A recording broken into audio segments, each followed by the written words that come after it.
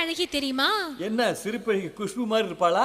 மாம்பழத்து சிவப்பழகி மல்லிகைப்பூ சிரிப்பழகி மல்லிகைப்பூ சிரிப்பழகி மல்லிகைப்பூ சிரிப்பழகி கருமேக கூந்தல் கண்டு அழகு மயில் ஆடும் அங்கே அழகு மயில் ஆடும் அங்கே அழகு மயில் ஆடும் அங்கே கண்ணழகை காண்பதற்கு கண்கள் கோடி வேண்டும் ஐயா கண்கள் கோடி வேண்டும் ஆமா கண்கள் கோடி வேண்டும்.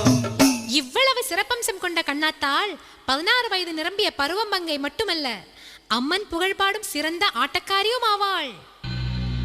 சொல்ல முடிய